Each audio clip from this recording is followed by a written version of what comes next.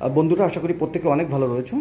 আমি আসলে অনির্বাণের ক্লাসরুম থেকে কথা বলছিলাম। তোমরা যারা 52তম এন্ট্রিতে পরীক্ষা দিবে সামনে, তাদের জন্য অনির্বাণে কীভাবে প্রস্তুতি গ্রহণ করানো হচ্ছে সে বিষয়গুলো একটু দেখানোর চেষ্টা করছি। তো বাংলাদেশের বিভিন্ন জেলা থেকে ইতিমধ্যে অনেকে এসে ভর্তি হয়ে গিয়েছে এবং ক্লাস করছে। এবং পাশাপাশি যে ঘটনাটা ঘটছে, তোমরা জানো কিছুদিন আগে কিন্তু আমরা বেশ অফার দিয়েছিলাম।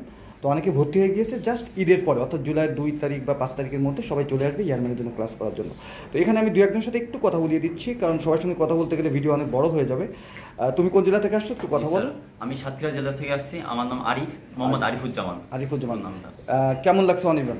অনেক ভালো লাগছে। এখন থেকে আমাদের ক্লাস অনেক সুন্দরভাবে আমাদেরকে নেওয়া হচ্ছে, ক্লাস রেগুলারলি, এবং স্যার ফিল্ডও করানো হচ্ছে। আচ্ছা, তুমি কি সায়েন্সের স্টুডেন্ট? জি স্যার, আমি সায়েন্সের স্টুডেন্ট। তোমার উচ্চতা কত? জি, আমার 5 ফিট 8 ইঞ্চি। তার মধ্যে তুমি বেশ কয়েকটা ট্রেডে অ্যাপ্লাই করতে পারবা। Thank you so much. তুমি কোন জেলা থেকে আসছো? আমার নাম আরফাত রহমান তুহিন, আমি নোয়াখালী জেলা থেকে আসছি। নোয়াখালী না মহাখালী? নোয়াখালী। আচ্ছা, বিমান সেনার জন্য আসছো তাই তো? অনির্বাণের সংবাদ কিভাবে জানছিল? স্যার আমি ফেসবুকে আমার একটা ভাইয়া ওখান থেকে দেখে তোমাকে সাজেস্ট করছিল, তখন আসছিল। কেমন লাগছে অনির্বাণ? স্যার অনেক ভালো লাগছে, এখানে ডিসপ্লিন অনেক সুন্দর এবং মেইনটেইন করে চলতে। Thank you so much. Thank you so much. Classroom অনেক ভালো লাগছে তাই তো? কিন্তু গরম অনেক।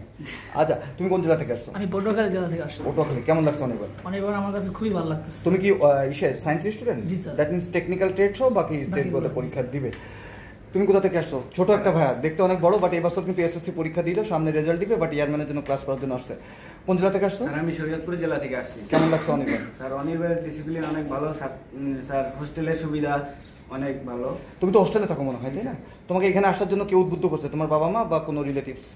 স্যার আমার বাবা মা ইয়ে করছে। Thank you so much. তোমার জন্য শুভকামনা। সামনে মনে হয় এসএসসি পরীক্ষার রেজাল্ট দিবে। তোমার কাছে চলে যায় আমাদের নোয়াখালী আরেক বন্ধু। কেমন লাগছে অনির্বাণ? জি স্যার, আলহামদুলিল্লাহ ভালোই লাগছে। মানে পরিবেশ থেকে শুরু করে সকল ক্লাস সবই ভালো লাগছে। সকাল থেকে কি ক্লাস করছো? সকাল থেকে স্যার ইংলিশে ক্লাস করছি, আইকিউ ক্লাস করছি। Thank you so much. তুমি কি সায়েন্স স্টুডেন্ট? জি স্যার, সায়েন্স স্টুডেন্ট। এখানে তুমি কার দ্বারা প্রভাবিত হয়ে এসেছো? স্যার এখানে আমি আগে একবার ক্লাস করছিলাম, একটা ক্লাস করছি ওই সময়। আমি আগে মানে কি গত বছর স্যার একটা ক্লাস করছি, একটা ক্লাস করে এবছর যে সিদ্ধান্ত নিলে যে যাওয়া উচিত অনির্বাণ। আচ্ছা আচ্ছা, থ্যাংক ইউ সো মাচ। হোস্টেলেও আছি 3 মাসের জন্য একদম।